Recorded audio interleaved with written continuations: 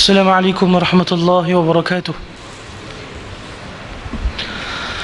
Alhamdulillah, alhamdulillahilladzi bi ni'matihi tatimmus salihat. Allahumma ati anfusana taqwaha wa zakkiha anta khairu man zakkaha anta waliyuha wa maulaha. Rabbi shrah li sadri wa yassir li amri wahlul 'uqdatam min lisani yafqahu qawli, amma ba'd. Fa inna khairul kalami kalamullah wa ahsanal hadi hadi Muhammadin sallallahu alaihi wasallam wa syarrul umur muhdatsatuha fa inna kulla muhdatsatin bid'ah wa kulla bid'atin dhalalah wa kulla dhalalatin fin nar. Atau kama qala an-nabiy sallallahu alaihi wasallam. Alhamdulillah, tuan-tuan yang dirahmati Allah Subhanahu wa taala, bersyukur kita kepada Allah. Allah Subhanahu wa taala masih memberikan kita hidayah dan taufik untuk kita sama-sama berada pada tempat yang Allah taala paling suka dekat muka bumi ini, iaitu di rumah-rumah Allah Subhanahu wa taala. Dan alhamdulillah tuan-tuan, Allah taala masih memberikan kita peluang untuk kita terus mentaati perintah Allah Subhanahu wa taala. Walaupun kita berada di bulan Syawal, tetapi alhamdulillah Allah taala masih memberikan kita kekuatan untuk kita sama-sama memakmurkan rumah Allah Subhanahu wa taala. Dan tuan-tuan dan puan rahmati Allah,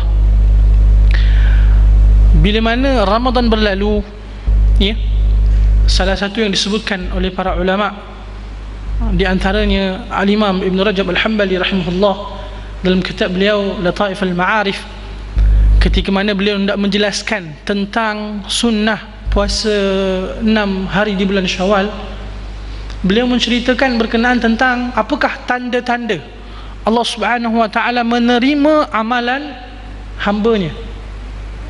Dan tuan-tuan, Ramadan berlalu dan kita semua mengharapkan agar Allah Subhanahu wa taala menerima amalan kita di bulan Ramadan. Dan apakah tanda-tanda amalan kita diterima di bulan Ramadan? Tuan-tuan rahmati Allah, tandanya apa? Seperti yang disebutkan oleh Al-Imam Ibn Rajab Al-Hambali rahimahullah, akan lahir ataupun akan hadir amalan salih yang seterusnya setelah sesuatu amal yang kita lakukan. Maknanya apa tuan-tuan? Tanda amalan kita diterima oleh Allah Ta'ala di bulan Ramadan adalah apa? Kita dapat istiqamah mentaati segala perintah Allah yang kita amalkan semasa di bulan Ramadan sehingga bila-bila. Maknanya bulan Syawal, bulan yang seterusnya, sampai bila-bila tuan-tuan, ya. Dan disebabkan itulah para ulama menyebutkan Ramadan Al-Mubarak itu kita nak melihat hasilnya bila? Setelah Ramadan. Semasa di bulan Ramadan tuan-tuan, berapa ramai manusia datang ke rumah Allah Ta'ala, dan kita semua pun berlumba-lumba untuk menghabiskan kalamullah, membaca kitabullah, dan kita bersungguh-sungguh untuk mengamalkan amalan yang saleh, ya. Dan ia sebenarnya tuan-tuan, amalan tersebut bukan sahaja di bulan Ramadan, ya. Bahkan setelah bulan Ramadan kita pun diperintahkan untuk mentaati segala perintah Allah yang kita amalkan semasa di bulan Ramadan. Salat berjemaah, qiyamul lail, tilawatul Quran, bersedekah, dan banyak lagi amalan saleh yang lain. Dan saya ingin mengucapkan kepada tuan-tuan perempuan satu ucapan yang diajarkan oleh Rasulullah sallallahu alaihi wasallam, ya, ketika mana hendak mendoakan saudara muslim yang lain, iaitu ucapan apa? Barakallahu fikum. Semoga Allah Ta'ala memberkati tuan-tuan, kerana tuan-tuan masih dapat istiqamah, dapat hadir ke rumah Allah Ta'ala di kala ramai manusia telah ghaib tuan-tuan, ya. Ghaib ke mana? Wallahu Ta'ala alam. Tuan-tuan mesti dah dapat kan, kalau ada dekat dalam grup WhatsApp tu kan, ada satu poster yang sangat menarik kan, dan ia sebenarnya poster yang menarik sebab apa? Ia memberikan pengajaran. Saya pun pasti tuan-tuan kalau ada grup WhatsApp yang aktif tu, grup-grup yang aktif dengan dakwah lah, mesti dapat punya poster tu. Tentang apa? Berita tergempar, iaitu apa? Ramai orang ghaib. Ghaib ke mana tuan-tuan? Ghaib daripada mana? Ghaib daripada masjid. Ramadan, subhanallah. Kalau bulan Ramadan sepatutnya sekarang ni orang berbondong-bondong datang kan ke rumah Allah, berbondong-bondong. Di 10 awal lah, 10 yang tengah tu dah kurang sikit, 10 yang akhir dah lebih kurang lagi lah. Tapi ala kulli hal, di bulan Ramadan ketika ini tuan-tuan, orang berbondong-bondong datang ke rumah Allah. Kemana pergi mereka? Ya, dan alhamdulillah Allah Ta'ala memberikan kita peluang tuan-tuan. Dan ini semua adalah nikmat daripada siapa? daripada Allah Subhanahu wa taala.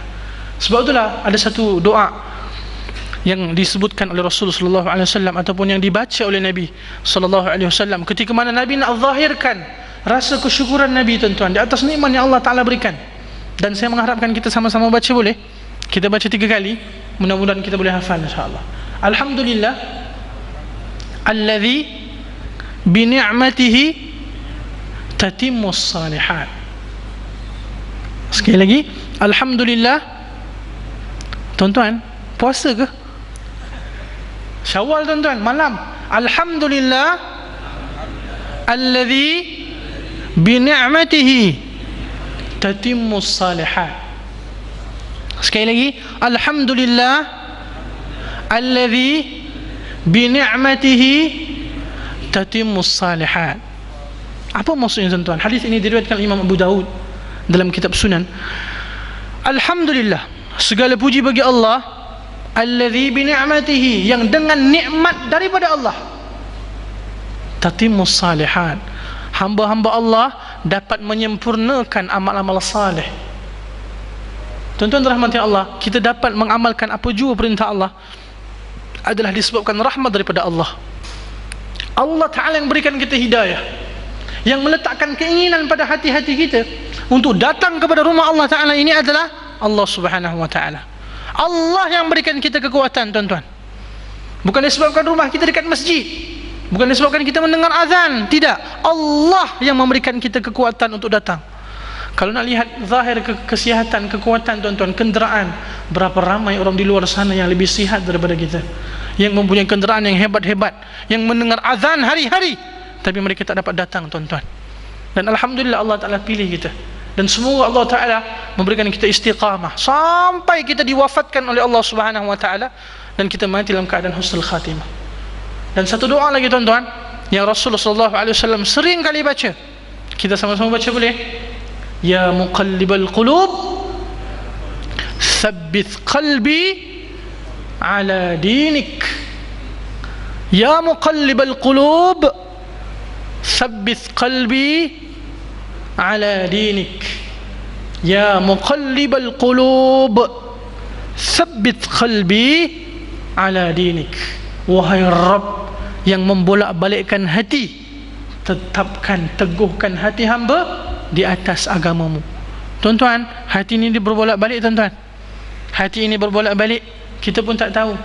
Sekarang Alhamdulillah kita berada di rumah Allah Ta'ala. Wallahu ta'ala alam, minggu hadapan, tahun hadapan, ya, 2-3 tahun akan datang, adakah kita masih berada di rumah Allah Subhanahu wa Ta'ala? Dan mudah-mudahan Allah Ta'ala berikan kita istiqamah. Dan tuan-tuan, kita ada masa beberapa hari lagi untuk kita menghabiskan puasa sunnah 6 hari di bulan Syawal.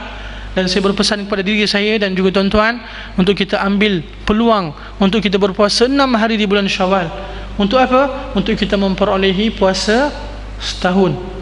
Ya, siapa yang dah habis tuan-tuan, masya-Allah, mungkin ada di antara tuan-tuan yang dah habis dah. Ya, mungkin dah bermula semasa 2 Syawal dah bermula, kemudian teruskan sampai beberapa hari, 6 hari. Subhanallah, saya ucapkan semoga Allah Ta'ala memberkati tuan-tuan. Dan yang belum lagi menghabiskan puasa sunnah 6 hari di bulan Syawal, tuan-tuan, kita sama-sama ambil peluang ini untuk kita ambil atau untuk kita amalkan insya-Allah. Semoga Allah Ta'ala berkati kita semua insya-Allah. Tuan-tuan dan puan rahmati Allah, pada malam ini saya ingin berkongsi berkenaan tentang beberapa buah hadis Nabi sallallahu alaihi wasallam berkenaan tentang zuhud dan riqaiq, ya, berkenaan tentang zuhud, ya, iaitu hati dia tak ada keinginan dengan dunia, tak ada kecintaan dengan dunia, dan riqaiq iaitu hadis-hadis Nabi berkenaan tentang melembutkan hati. Dan kita akan baca beberapa buah hadis. Semoga Allah Subhanahu wa Ta'ala memberkati kita insya-Allah. Tuan-tuan, hadis yang pertama, hadis berkenaan tentang kedudukan sebenar kehidupan dunia ini di sisi Allah Subhanahu wa Ta'ala. Saya ulang, hadis berkenaan tentang kedudukan sebenar berkenaan kehidupan dunia ini di sisi Allah Subhanahu wa Ta'ala. Saya baca terlebih dahulu matan dia. An Jabir ibn Abdullah anna Rasulullah sallallahu alaihi wasallam marra bis-suq dakhilan min ba'd al-'aliyah wan-nasu kanafata فمر بجدي أسك ميت فتناوله فأخذ بأذنه ثم قال أيكم يحب أن هذا له بدرهم فقالوا ما نحب أنه لنا بالشيء وما نصنع به. قال أتحبون أنه لكم؟ قالوا والله لو كان حيا كان عيبا فيه لأنه أسك، وفي رواية فلو كان حيا كان هذا السكك به عيبا فكيف وهو ميت؟ فقال صلى الله عليه وسلم فوالله للدنيا أهون على الله من هذا عليكم. أخرجه مسلم. Tuan-tuan faham? Faham tak hadis ni? Faham? Saya tolong terjemahkan tuan-tuan ni. Daripada seorang sahabat Nabi yang bernama Jabir bin Abdullah radhiyallahu anhu, dia berkata, satu ketika Rasulullah sallallahu alaihi wasallam melalui sebuah pasar. Di mana? Di Madinatul Munawwarah. Kemudian baginda sallallahu alaihi wasallam masuk ke dalam pasar tersebut, ya, dari sebahagian tempat yang tinggi. Kemudian ketika Nabi berlalu tu, di kiri dan kanan Nabi sallallahu alaihi wasallam manusia lalu di pasar tuan-tuan seperti biasa. Kemudian baginda sallallahu alaihi wasallam melalui, ya, seekor haiwan yang telah mati ataupun bangkai binatang. Binatang tu tuan-tuan apa? Kambing. Ya, kambing. Bangkai kambing yang mana kecil kedua telinganya, iaitu bangkai kambing yang cacat. Nabi SAW lalu di pasar, kemudian Nabi melalui seekor kambing yang cacat. Bangkai tuan-tuan, ya, bangkai kambing yang cacat. Maka baginda SAW mengambil bangkai tadi dengan memegang telinga dia yang cacat. Kemudian Nabi angkat. Kemudian Rasulullah SAW bersabda dengan para sahabat yang berada di pasar ketika itu, siapakah di antara kalian, ya, siapakah di antara kalian yang ingin membeli bangkai kambing yang cacat ini dengan harga 1 dirham? Ya, tuan-tuan, kalau dirham ni perak ya tuan-tuan, ya. Kalau dinar, emas. Itu di zaman Nabi SAW. Kemudian mereka menjawab, wahai Rasulullah, kami tak nak beli, ya. Bahkan kalau diberikan lebih murah daripada itu pun kami tak nak beli, ya Rasulullah. Sebab apa? Apa yang kami boleh dapat manfaat daripada bangkai kambing yang cacat ini? Subhanallah. Maka baginda Rasulullah SAW bersabda, okey, lebih kurang bahasa kita tuan-tuan, ya, kalau tak ada orang nak beli dengan 1 dirham, siapa nak free je, ambillah. Siapa nak? Maka mereka menjawab, demi Allah, ya Rasulullah, kalaulah haiwan ini, bangkai kambing yang cacat ini hidup, ia cacat, kami tak boleh dapat manfaat daripadanya, apatah lagi kalau dah mati, ya Rasulullah. Kemudian Rasulullah SAW bersabda apa tuan-tuan? Fawallah, demi Allah, lad dunya ahwanu 'ala Allah min hadza 'alaikum.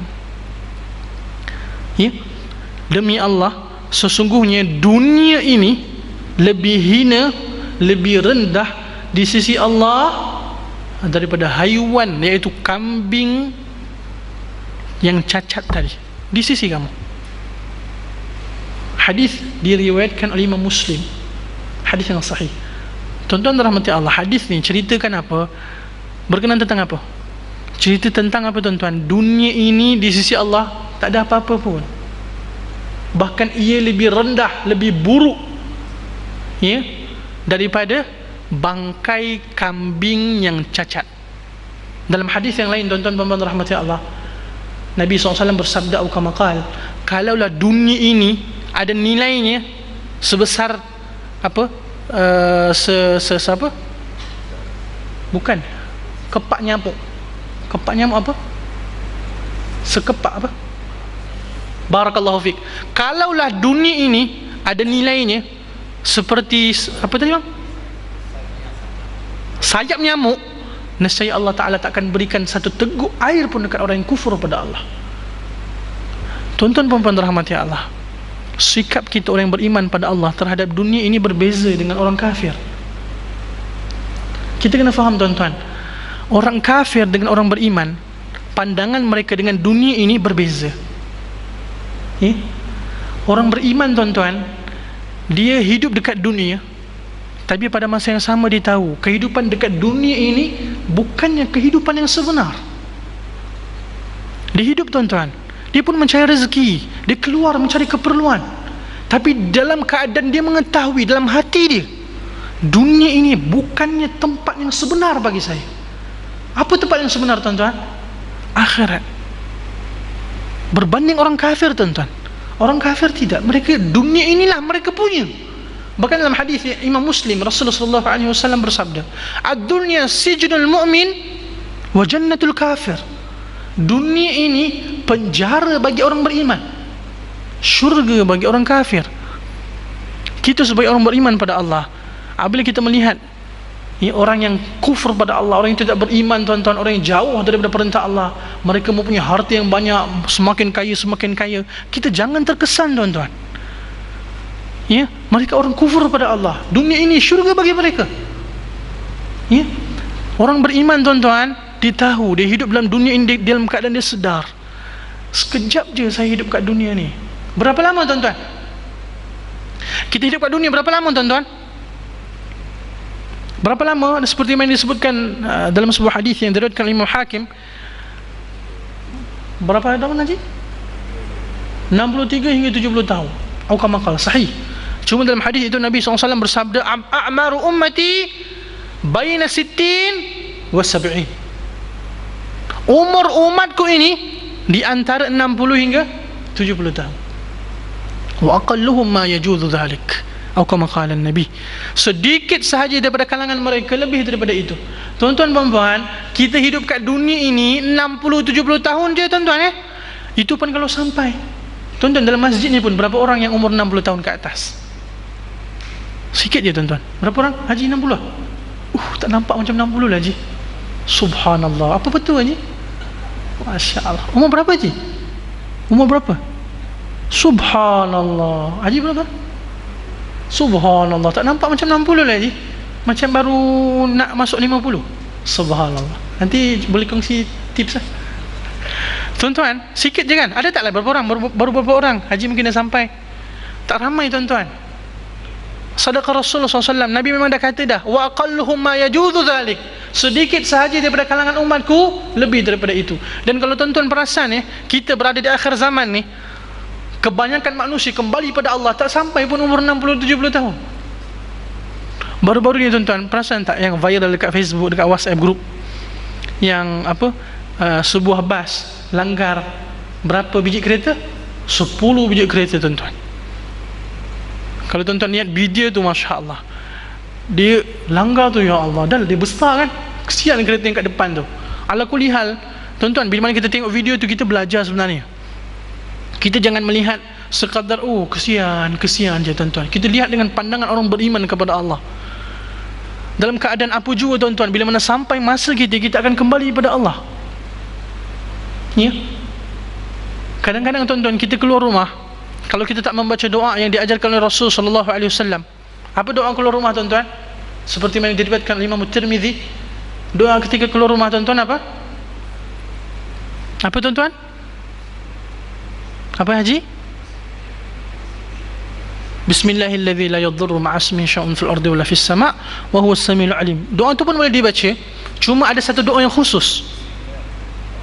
Barakallahu fiik, Haji. Semoga Allah Ta'ala berkati Haji. Bismillahi tawakkaltu ala Allah wala hawla wala quwwata illa billah. Tuan-tuan dan puan, itu doa khusus yang diajarkan oleh Nabi ketika kita nak keluar rumah. Kita kena hafal doa ni, tuan-tuan. Setiap kali kita nak keluar rumah, kita kena baca doa ini. Mudah-mudahan apa jua yang berlaku ketika kita keluar rumah itu, na'udzubillah kita accident ke, na'udzubillah kan, maknanya, tuan-tuan, kita pun mati dalam keadaan husnul khatimah. Apa maksud doa, tuan-tuan? Bismillahi tawakkaltu ala Allah. Dengan nama Allah, saya bertawakal. La hawla wa la quwata illa billah. Tak ada daya dan kekuatan melainkan dengan bantuan dan pertolongan Allah. Tak ada satu kuasa yang boleh memberikan saya manfaat mudarat melainkan dengan izin Allah Subhanahu wa taala. Tuan-tuan, jangan lupa hafal doa ni. Walaupun umum di kalangan kaum muslimin beranggapan doa-doa ni, tuan-tuan, siapa punya doa? Maksud saya, doa-doa ni untuk siapa? Doa-doa, maksud saya masuk masjid, keluar masjid, masuk tandas, keluar tandas, masuk rumah, keluar rumah, makan sebelum makan, ya, doa berpakaian, doa lepaskan pakaian, doa naik kenderaan. Umumnya masyarakat memahami doa ini untuk siapa tuan-tuan? Untuk siapa? Untuk kanak-kanak tuan-tuan, untuk pelajar madrasah. Sekolah apa kat sini? Sekolah Hira bukan? Ma'at Tahfiz. Ma'at Tahfiz ni pelajar pasti, pelajar Little Khalif, anak-anak kecil. Umumnya tuan-tuan masyarakat memahami doa-doa ni untuk siapa? Untuk anak-anak kecil, kan? Sebab tu kadang-kadang kalau nak kenderaan, ya, mak ayah tu akan kata, adik, anak ni belajar agama, adik baca doa naik kenderaan. Umi ayah saja nak test, baca naik kenderaan sekarang, subhanalladzi sakhkhara lana hadza. Oh, okey. Rupa-rupanya mak ayah dia pun tak hafal doa tuan-tuan, kan? Tu yang kadang-kadang kita nampak, masuk rumah, keluar rumah, kita pun tuan-tuan tak menganggap doa ni penting, sedangkan penting doa ni tuan-tuan. Ad-du'a'u hisnul muslim. Doa ni apa tuan-tuan? Perisai bagi muslim. Bayangkan kalau kita keluar rumah tuan-tuan, pemandu-pemandu yang na'udzubillah yang accident tu, dia keluar rumah dia tak baca doa, accident, na'udzubillah. Bagaimana tuan-tuan? Apa yang berlaku? Mati tu dalam keadaan bagaimana? Wallahu ta'ala alam. Tapi kalau kita baca doa keluar rumah tuan-tuan, kita dilanggar kereta, na'udzubillah, semua Allah Ta'ala pelihara kita. Mudah-mudahan kita mati dalam keadaan husnul khatimah. Kita kena yakin tuan-tuan, ya. Ala kulli hal, umur kita ni berapa tahun? 60-70 tahun. Itu pun kalau sampai. Biasa hari ni tuan-tuan, bulan lalu tuan-tuan, ya, junior saya dekat Universiti Melaya, muda lagi tuan-tuan, 25 tahun. Seorang yang zahir sihat, dia aktif bersukan, memang aktif lah dengan aktiviti kat universiti. Kami dikejutkan dengan apa tuan-tuan? Malam tu dia tidur, pagi waktu subuh tu tuan-tuan dia meninggal. Dia tak ma'ruf, tak diketahui dia sakit ke apa ke, tiba-tiba dia tidur tuan-tuan, lepas tu dia kembali pada Allah Subhanahu Wa Ta'ala. Pagi tu kami terkejut, dekat Facebook kawan-kawan semua tu dia bagi tahu status, inna lillahi wa inna ilaihi raji'un, fulan bin fulan telah meninggal. Meninggal muda lagi tuan-tuan, 25 tahun, bujang, tak sempat nak menikah. Subhanallah. Kita dah berumur berapa tuan-tuan? Umur ni dia tak kira tua dan muda tuan-tuan. Kematian itu ia tak mengenal sihat ataupun sakit, tak kenal tuan-tuan. Kadang-kadang kita rasa kita dah tak semestinya saya masih muda ni tuan-tuan, saya ada umur yang panjang lagi berbanding tuan-tuan. Kemungkinan tuan-tuan yang berumur 60-70 tahun lebih panjang umur berbanding saya. Sebab kita pun tak mengetahui bila kita akan mati. Sebab itu kita kena sentiasa ada persiapan, hati kita kena sentiasa ada kesedaran kita akan menemui Allah Subhanahu Wa Ta'ala. Bila tuan-tuan? Wallahu ta'ala alam. Dan kematian itu telah Allah Ta'ala tentukan bila, ketika mana, dekat mana. Semua kita mengetahui tarikh lahir kita tuan-tuan, dan kita hafal, dan mungkin kita tiap-tiap tahun kita sambut, nak hadiah. Tapi sedarkah kita tuan-tuan ni, sebenarnya bila mana kita sambut tu, kita semakin dekat dengan kematian. Umur kita semakin pendek sebenarnya. Bila kita akan mati? Wallahu ta'ala. Dan yang pasti kita akan mati, ya tuan-tuan perempuan rahmati Allah. Sebab itulah para ulama membahagikan umur manusia ni tuan-tuan perempuan 3 bahagian, ya.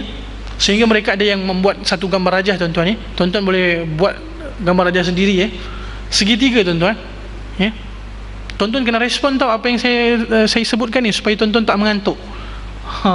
Kalau tuan-tuan tunduk je, kemungkinan tuan-tuan akan baca doa tidur. So tuan-tuan kena lihat, kemudian tuan-tuan kena ikut apa yang saya sebutkan, tuan-tuan kena ambil sekali, ya. Tuan-tuan, kita buat gambaran segitiga, segitiga. Kemudian di dalam segitiga tu ada 2 garisan. Boleh? Segitiga, kemudian dalam segitiga tu ada 2 garisan. Maknanya ada 3 step tuan-tuan. Para ulama membahagikan umur manusia ni 3 step ni. Baik. Peringkat yang pertama tuan-tuan, yang bawah sekali itu adalah bermula kita lahir sehingga kita berumur 20 tahun. Itu peringkat pertama umur kita. Peringkat yang kedua, bermula 21 tahun sehingga berapa tahun? 40 tahun. Kemudian peringkat yang ketiga tuan-tuan perempuan, bermula umur 41 tahun hingga 60 tahun. Kenapa sampai 60 tahun Ustaz? Hadis Nabi SAW, a'maru ummati baina sitin wa sab'in. Umur umatku ini di antara 60 dan 70 tahun. Kalau dah sampai 60 tuan-tuan, puan-puan, bila-bila masa sahaja. Dan tuan-tuan perempuan yang dah berumur 60 tahun dan masih berada di tempat ini, saya ucapkan barakallahu fikum. Semoga Allah memberkati umur tuan-tuan perempuan, dan semoga Allah Ta'ala mematikan tuan-tuan perempuan dalam keadaan husnul khatimah. Tuan-tuan perempuan, umur kita ni, ya, kita pun tak tahu 40 tahun kita berada di mana, 50 tahun berada di mana, 60 tahun berada di mana. Kalau 60 tahun berada di rumah Allah, tuan-tuan berada di tempat yang Allah Ta'ala paling suka. Maknanya Allah Ta'ala sangat cinta pada tuan-tuan. Dan saya pun tak tahu tuan-tuan, 40 tahun saya berada di mana, 50 tahun saya berada di mana, 60 tahun saya berada di mana. Dan tuan-tuan 60 tahun berada di rumah Allah, dan kita wajib bersyukur. Dan semoga Allah Ta'ala tetapkan hati kita dan matikan kita dalam keadaan yang baik. Taib, tuan-tuan, peringkat yang pertama, kita buat apa? Saja nak tanya tuan-tuan ni, bukan nak tanya soalan exam ni, saja nak tanya supaya tuan-tuan pun taklah mengantuk. Kita berada dalam masjid yang aircon ni, selesa kan? Subhanallah. Saya masuk masjid ni tuan-tuan pertama kali, subhanallah, selesa betul masjid ni, alhamdulillah. Semoga Allah berkati AJK yang sangat menggunakan akal fikiran untuk bagi keselesaan kepada jemaah. Allah berkati tuan-tuan. Peringkat yang pertama, kita buat apa tuan-tuan? Bermula kita lahir hingga 20 tahun, kita buat apa? Umumnya kita belajar kan? Saya tak pastilah zaman tuan-tuan dulu. Zaman kami sekarang ni, lahir hingga 20 tahun tu belajar. Umumnya memang belajar, masuk sekolah tadika, rendah, menengah, masuk universiti. Umur tu kami, zaman kami. Zaman tuan-tuan dulu tak tahu, wallahu ta'ala alam. Zaman sekarang macam tu. Jadi habis 20 tahun untuk umumnya buat apa? Mengaji, belajar. Baik, habis 20 tahun, habis peringkat pertama, masuk peringkat yang kedua tuan-tuan. Berumur 21 tahun hingga 40 tahun, kita buat apa? Belajar sikit lagi. Kita bekerja lagi, kita berkeluarga, berkahwin. Kemudian tuan-tuan lagi, dan ketika itulah kita nak bina ekonomi keluarga kita kan, nak beli rumah, nak beli kereta, nak buat simpanan untuk masa hadapan. Masa hadapan tu wallahu ta'ala alam, masa hadapan diri sendiri ke, ataupun masa hadapan waris, ataupun masa hadapan di akhirat nanti.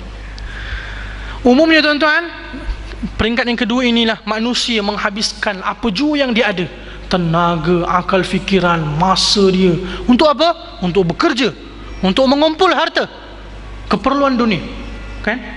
Kemudian tuan-tuan, peringkat yang ketiga, kita buat apa? Bermula 41 tahun hingga 60 tahun, bekerja lagi Ustaz kan, bekerja lagi tuan-tuan. Sebab apa? Pencen sekarang umur berapa? 60 tahun. Tuan-tuan, kalau boleh pencen lebih awal, pencenlah lebih awal, lebih baik. 55 tahun cukup tuan-tuan. Setelah tu bagi masa, tak perlu nak tunggu 60 tahun tuan-tuan baru nak pencen, tak perlu. InsyaAllah tuan-tuan ya, bila kita dah berumur 40 tahun ya, apa juga kita punya kerja, yang penting keberkatan tu ada. Bila mana kita dah berumur 40 tahun tuan-tuan, InsyaAllah kita dah ada simpanan yang baik. Mungkin kita ada di rumah, tak mampu nak beli rumah, tak ada masalah tuan-tuan, bukan satu keaiban kan. Menyewa tak ada masalah, bukan satu keaiban. Yang menjadi keaiban apa? Kalau rumah besar-besar tapi hutang, last-last mati masih ada hutang, betul? Berbanding orang mungkin dia sewa rumah tapi dia mati tak ada hutang. Yang mana satu lebih aib? Yang ada hutang, betul? Jadi tuan-tuan, sampailah kita berumur 60 tahun, umumnya manusia ada yang bekerja lagi tuan-tuan. Umumnya manusia ada yang tak kenal lagi rumah Allah Ta'ala ni, tak kenal lagi. Dia masih nak kumpul harta, seolah-olah apa? Dia nak hidup selama puluhan ribu tahun kat dunia ni. Tak sampai puluhan ribu lah, 100 tahun. Dia kumpul harta, umumnya tuan-tuan, sehingga mereka jauh daripada perintah Allah, sehingga mereka pun tak kenal Allah Subhanahu wa ta'ala. Sebab apa? Kumpul dunia tuan-tuan. Last harta dunia ni untuk siapa tuan-tuan? Ya, baik. Sampai peringkat tu tuan-tuan ya, sampailah kita berumur 60 tahun. Kalau setelah berumur 60 tahun ke atas tuan-tuan masih fikir nak kumpul harta dunia, musibah. Ya, musibah. Itu salah satu bala. Kalau 60 tahun ke atas tuan-tuan, dia masih tak datang ke rumah Allah Ta'ala, masih tak fikir untuk mentaati perintah Allah, dia masih nak kumpul harta dunia, itu musibah yang sangat besar. Na'udzubillah. Ya, taib. Tuan-tuan puan-puan, umumnya kita berumur berapa baru kita ada rumah kita sendiri, kereta kita sendiri, kita tak ada hutang. Maksud saya rumah kita sendiri itu memang rumah kita, tak ada hutang dengan bank. Sekarang tuan-tuan ni, zaman sekarang ni zaman fitnah kan, semua memang kena buat pembiayaan. Jarang kalau kita nak beli rumah cash pun kena kejar kita kan, daripada mana dapat duit ni. Allahul musta'an. Ala kulli hal tuan-tuan, umur berapa? Agak-agak lah tuan-tuan, lebih kurang. Kalau ikut pemerhatian saya, berdasarkan keluarga saya, ahli kerabat saya, umur berapa tuan-tuan, ada rumah sendiri, ada kereta sendiri, ada simpanan, memang tak ada hutang, bebas hutang. Umur berapa? 55 tahun. Sebab saya ada keluarga tuan-tuan ni, itu berdasarkan pemerhatian saya. Dan kita mungkin berbeza tuan-tuan. 55 tahun tuan-tuan, memang dah habis hutang. Rumah dia ada, kereta dia ada, simpanan dia ada, semua dah ada, dah cukup, alhamdulillah. Taib. Rumah kita tuan-tuan, kalau kita sampai umur 50 tahun, 55 tahun, berapa tahun je kita dapat duduk rumah kita? 5 tahun dia. Kalau ikut umur Nabi SAW berapa tahun? 63 tahun tuan-tuan, kalau ikut kalender Masihi. Kalender Masihi. Kalau ikut kalender Hijrah, Rasulullah SAW wafat 61 tahun. Kalau ikut Hijrah. So kita ikut Hijrah, kalender Islam. Jadi 55 tahun nak sampai 61 tahun, kita duduk kat rumah kita berapa tahun je? 6 tahun je tuan-tuan kan? Kereta kita tu 6 tahun je kita punya 6 tahun je kita. Simpanan kita yang kita guna 6 tahun tu tuan-tuan, memang kita boleh guna selama 6 tahun lah. Setelah kita mati, semua itu akan bertukar tangan. Satu hadis Nabi SAW yang terakhir tuan-tuan, masa bergerak terlalu pantas. Ini kuliah saya yang pertama setelah Syawal, jadi agak tak biasa lagi nak manage masa tu. Satu hadis tuan-tuan ya, satu ketika Rasulullah SAW bersabda, menukilkan firman Allah Subhanahu wa taala, yaqra'u alhaakumut takatsur qal yaqulu ibnu adam mali mali qal wa hal laka ya ibnu adam min malik illa ma akalta fa afnaita aw labista fa ablaita aw tasaddaqta fa amdaita. Akhrajahu Muslim. Satu ketika Nabi SAW membaca firman Allah Ta'ala di dalam surah At-Takatsur, alhaakumut takatsur, bermegah-megahan telah melalaikan kamu. Kemudian manusia itu berkata, anak Adam itu berkata, mali, mali, mali, hartaku, hartaku, hartaku. Saya tambah tuan-tuan ni, rumahku, keretaku, simpananku, tanahku, semua ni aku yang punya. Aku yang punya. Kemudian Nabi SAW bersabda, tidakkah manusia itu mengetahui mereka hanya memiliki 3 perkara? Harta manusia itu hanya ada 3 perkara. Apa yang pertama tuan-tuan? Yang pertama, makanan yang mereka makan, sehingga makanan itu rosak dan hancur. Yang kedua apa? Pakaian yang mereka pakai, sehingga pakaian itu lusuh dan rosak, tak boleh guna lagi dah. Tuan-tuan, pakaian kita selagi mana masih elok, ya, bukan pakaian kita tau.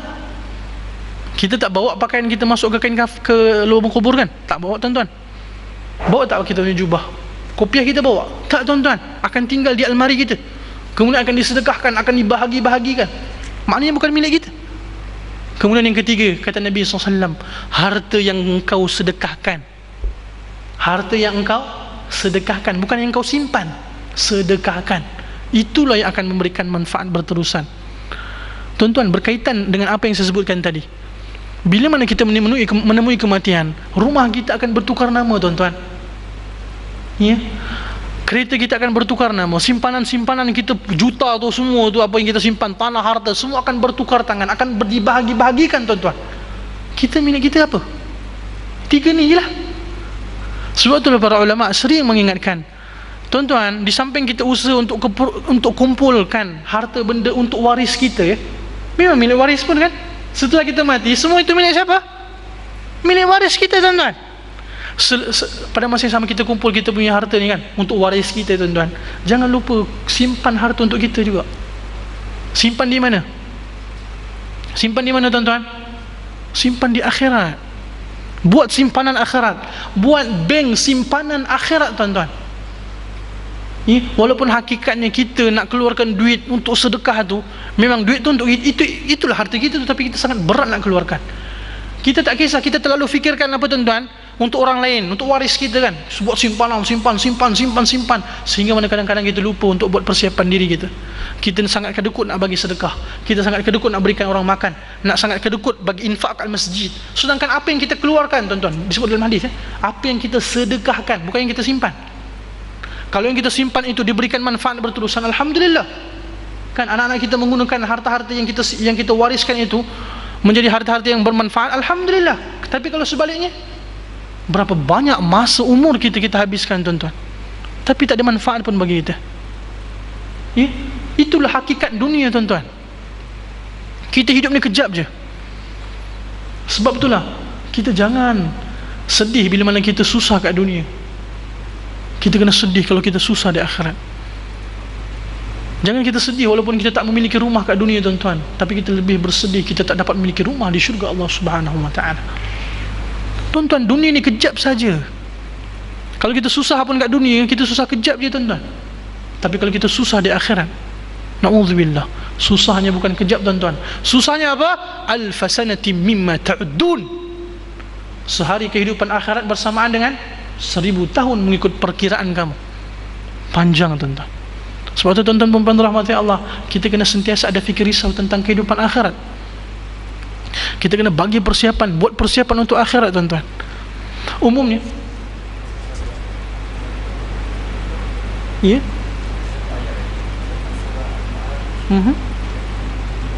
55 tahun, 50,000 tahun. Ada dalam riwayat yang lain. Cuma umumnya yang saya baca mengikut penafsiran para ulama, yang 1000 tahun pun ada, yang 50,000 tahun pun ada. 50,000 tahun, tuan-tuan, lagi panjang. Bayangkan, kita hidup kat dunia ni berapa tahunnya? 50-60 tahun.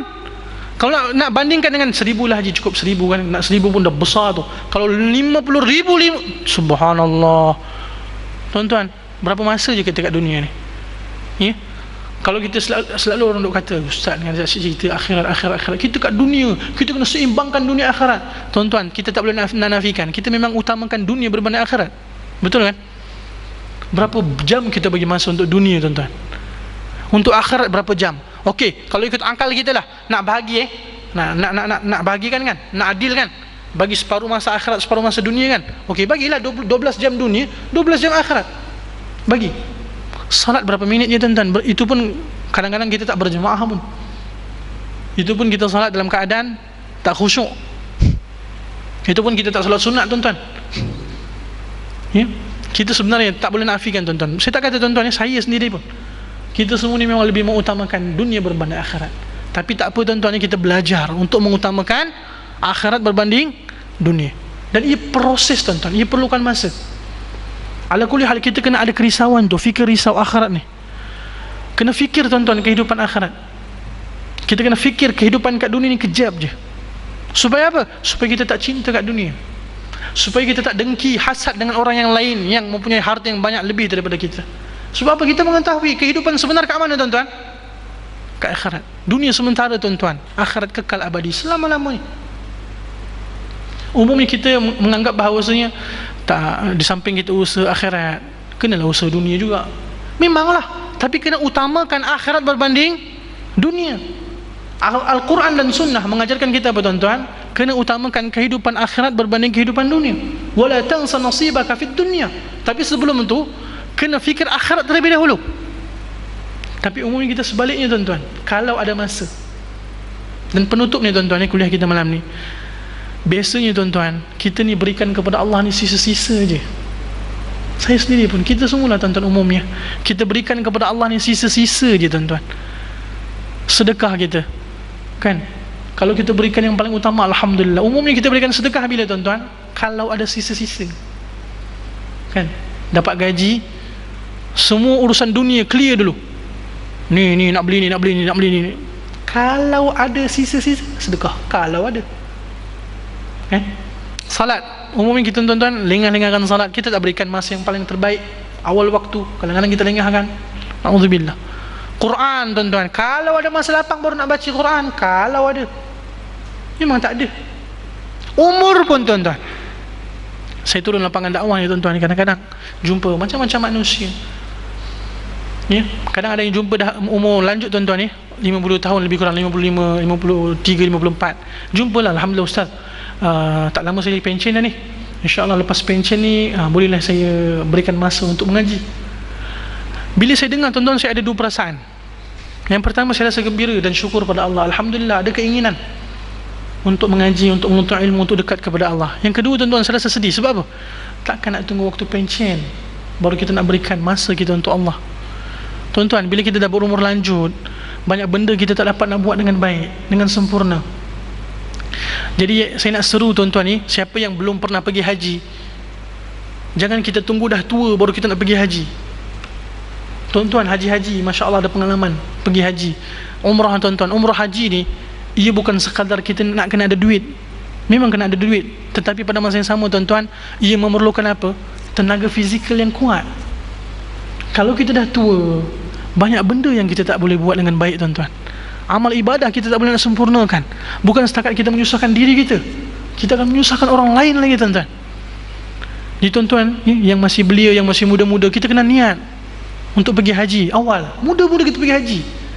Tak apalah ustaz, kalau ikut queue tabung haji tuan-tuan ya, lama kita. Tapi bukan tabung haji yang keluarkan kita haji, kan? Siapa yang keluarkan, pilih kita untuk pergi haji tuan-tuan? Allah Subhanahu wa ta'ala. Allah Maha berkuasa tuan-tuan untuk pilih siapa sahaja hamba yang Allah Ta'ala kehendaki. Yang penting kita kena berusaha buat simpanan tabung haji tuan-tuan, cukupkan. Sekarang berapa haji? 10,000 12,000, lebih kurang lah, di antara 10 dan 12,000. Simpan tuan-tuan dekat tabung haji.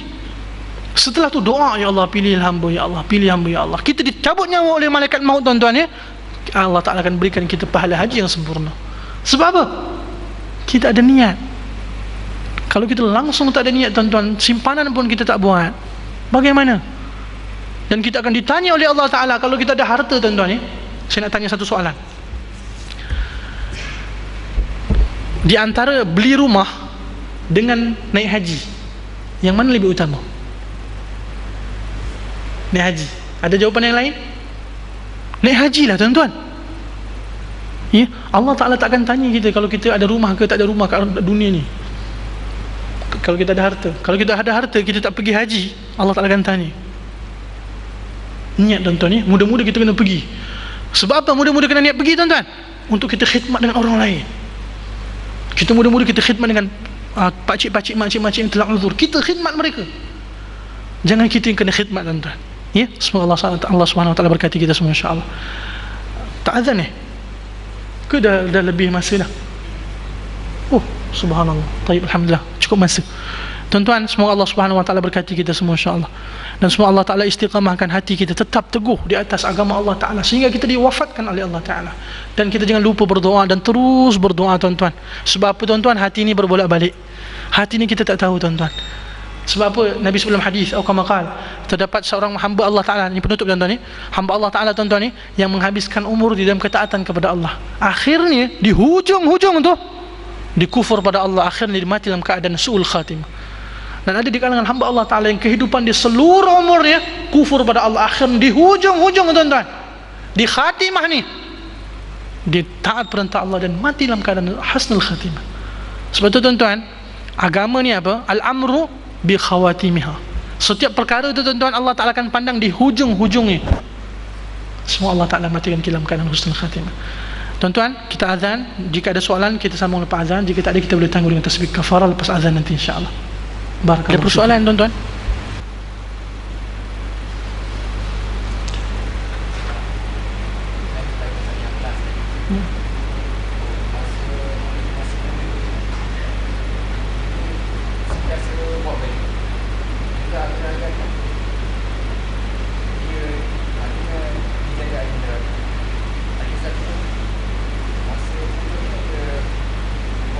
Betul. Taat perintah Allah.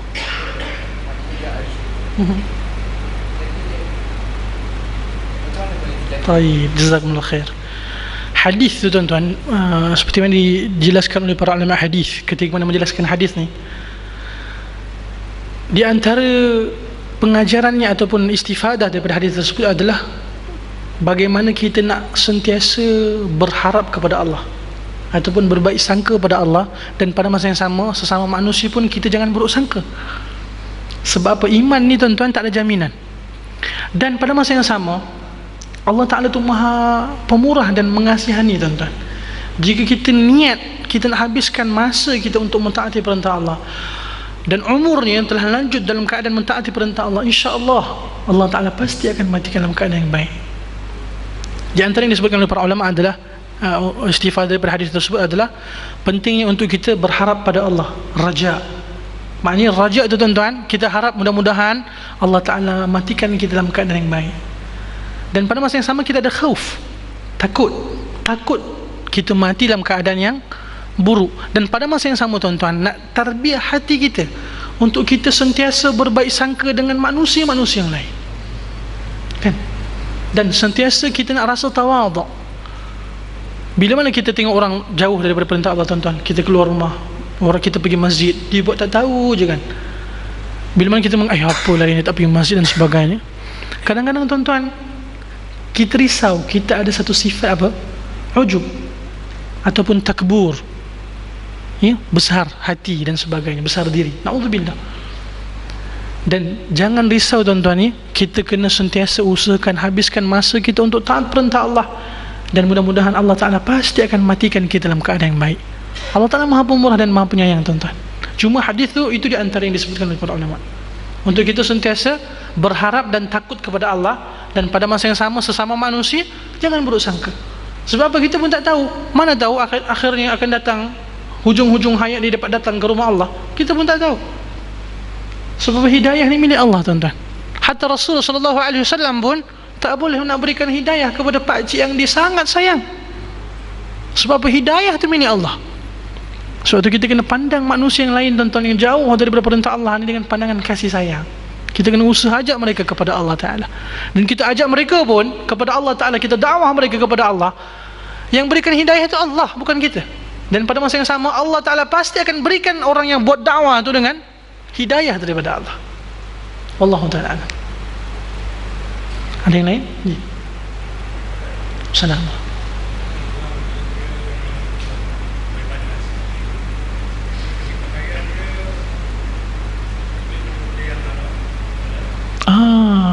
Dia ibadat tapi pakaian ni haram, macam tu. Baik, jazakumullah khair. Juga terdapat satu hadis tentang perkara tersebut. Ya, terdapat seorang hamba Allah Ta'ala yang berdoa kepada Allah, Ya Allah, Ya Allah. Dia doa, tapi pada masa yang sama pakaian dia haram, makanan dia haram. Ya, na'udzubillahi min dzalik. Dia beribadah tapi pada masa yang sama kesemua perkara tu haram kan. Dia ada dua perkara tuan-tuan. Kalau kita nak katakan secara mutlak amalan dia tu tertolak, wallahu ta'ala alam. Sebab apa? Amalan kebaikan ni tuan-tuan, dia akan menutup ke maksiatan. Mudah-mudahan disebabkan, walaupun kalau dia tahu haji haram, insya-Allah dia taat perintah Allah tu, kalau betul-betul dia mentaati perintah Allah, dia akan tinggalkan yang haram tadi. Dia takkan taat perintah Allah. Tetapi disebabkan dia taat perintah Allah tu, insya-Allah pada masa yang sama keburukan-keburukan dia itu akan hilang sedikit demi sedikit, insya-Allah. Cumanya bila mana dia tahu benda tu haram, ya, contoh makanan haram, dia tahu haram, ini dia makan juga. Kalau dia tahu dalam keadaan hati dia tahu ini haram tapi dia tak mampu, mudah-mudahanlah ada sedikit harapan, akhirnya dia akan tinggalkan. Tapi kalau nak katakan tertolak secara pasti, wallahu ta'ala alam haji. Cumanya yang pasti yang haram tu tetap berdosa lah, tetap berdosa. Haram tetap haram. Cuma dia taat perintah Allah juga kan, salat, ya. Alhamdulillah lah, mudah-mudahan dengan sebab salat dia, dengan bacaan Al-Quran dia, dengan zikir dia kepada Allah, mudah-mudahan satu masa nanti mudah-mudahan perkara-perkara haram tu dia akan tinggalkan.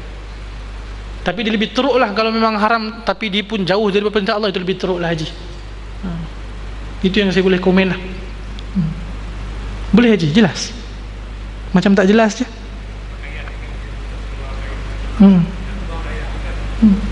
Sepatutnya kalau benda tu haram, dia kena berikan kepada orang lain. Tuan-tuan perempuan, tak semestinya sesuatu itu haram bagi kita, yang lain tu haram bagi orang lain. Maksud saya, contoh harta riba tuan-tuan, riba. Kita dah tahu benda tu haram kan, dan kita pun dimaklumkan benda itu haram. Tuan-tuan, riba itu tetap haram. Dia haram kepada kita. Tapi untuk membersihkan harta kita daripada riba tadi, kita boleh sedekahkan kepada fuqara. Haram bagi kita, tapi untuk fuqara yang lain, untuk masakin, bukan haram. Macam tu Haji. Kalau pakaian dia tahu itu pakaian haram, kan? Nak buang sayang kan? Berikan sedekah kepada fuqara yang betul-betul nakkan bantuan. Dia dah tahu benda itu haram, dia kena tinggalkan. Buang janganlah buang. Bagi kepada fuqara, masakin, orang-orang fakir, orang miskin. Sebab untuk mereka halal. Itu tentang muamalah lah tuan-tuan. Sekarang tuan-tuan, kita jangan pandang kecil yang isu riba ni.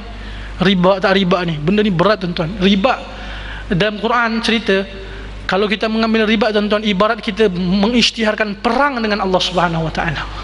Dan riba merupakan salah satu dosa yang sangat besar. Ya, kita buat bank tuan-tuan, kita ada kad bank kita kan, kad ATM.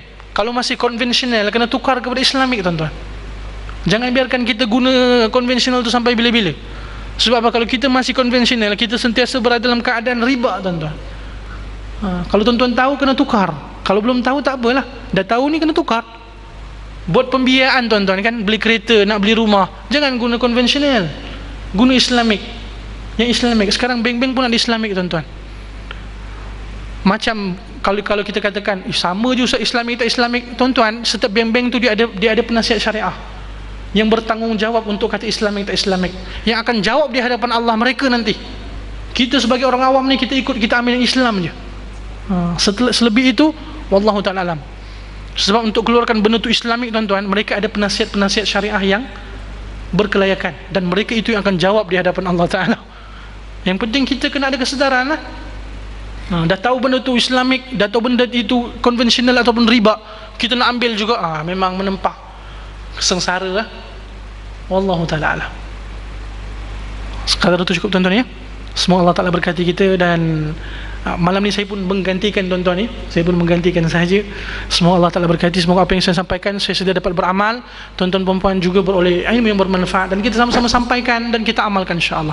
Aqulu qawli hadha wa astaghfirullahal azim li wa lakum. Kita sama-sama tutup dengan tasbih kafarah. Subhanakallahumma wa bihamdik, asyhadu an la ilaha illa anta, astaghfiruka wa atubu ilaik.